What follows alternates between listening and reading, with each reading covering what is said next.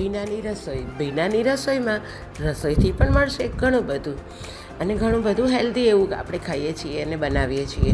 પણ આજે આપણે બાળકોને ભાવે એવું પણ કંઈક બનાવી લઈએ. એકચ્યુઅલી હું મેંદાને ખૂબ જ મારા ઘરમાં એવોઇડ કરું છું, પણ આજે મેંદાથી જ સારું થાય છે, તો એટલા માટે મેં મેંદાનો યુઝ કરેલો છે. આપણે બનાવીએ છીએ બર્ગર પરાઠા કે પરાઠા બર્ગર, શું કહેશો એ તમે મને કોમેન્ટમાં જણાવજો. તો આપણે 1 વાટકી મેંદો અને 1 વાટકી ઘઉંનો લોટ, જીરું, મોણ અને મીઠું નાખી અને લોટ બાંધી અને 15-20 મિનિટ માટે સેટ થવા મૂકી દીધો હતો. પછી આપણે એમાંથી મોટા 4 લુવા આટલા લોટમાંથી મારે થયા હતા. એમાંથી આપણે થોડો કોરો લોટ છાંટી અને મોટું સાઇઝનું પરોઠું રોટલી ટાઈપનું વણી લઈશું. વણી અને પછી કઈ રીતે કટ કરું છું એ જરા તમે ધ્યાનથી જોજો.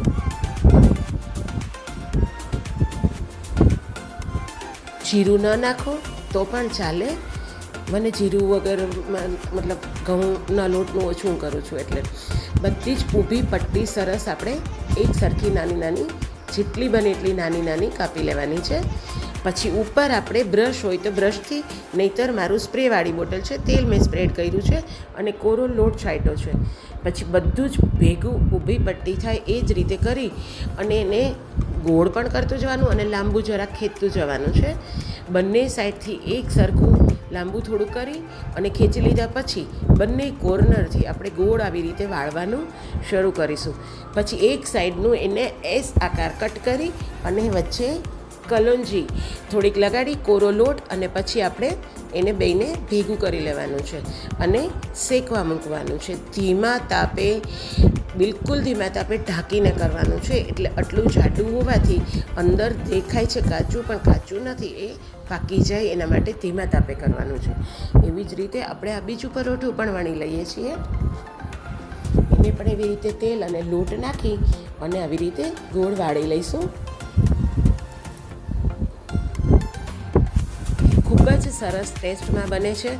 જરૂર એક વખત બનાવજો અને ખૂબ જ મજા આવે છે. મને તો ખૂબ જ ભાવ્યા છે અને મારા ઘરે આ ઘણીવાર હું કરું છું. તો થયું કે આવી વસ્તુ તમારી સાથે પણ શેર કરું.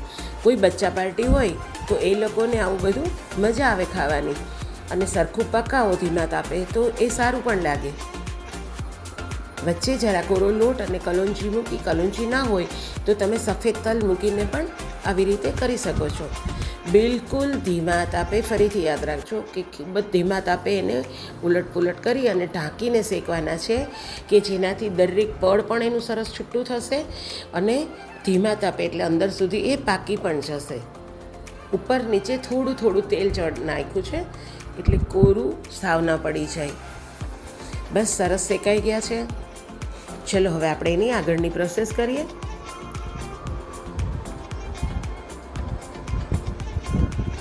અરે વાહ, ઓઇલી પણ લાગે, સૂકું ન લાગે, અને ઘીથી થોડોક ટેસ્ટ મને ભાવે છે એટલે હું કરું છું.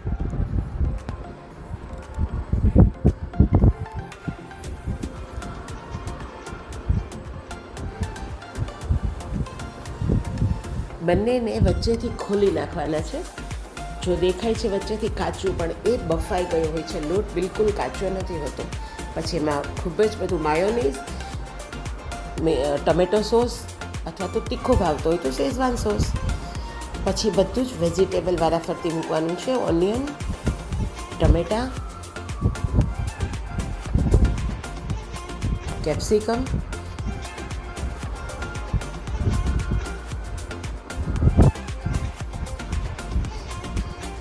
આવું મૂકો તો છોકરાઓ ફટાફટ ખાઈ જાય છે અને 2-3 પરાઠા જતા રહે છે, ખબર પણ નથી પડતી. બિલકુલ બેબી સાઇઝના, નાની સાઇઝના, એટલે મજા પણ આવે.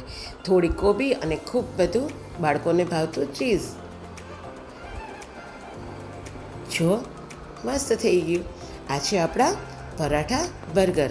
તો તમે પણ ઘરે બનાવજો અને તમને મારી વાનગી કેવી લાગે છે એ કોમેન્ટમાં જણાવજો. તમને ગમી હોય તો વધુ લોકોને શેર કરો અને સબસ્ક્રાઈબ કરો, લાઈક કરો. Love you, take care. જોતા રહો બીનાની રસોઈ. બીનાની રસોઈમાં રસોઈથી પણ મળશે ઘણું બધું. બાય.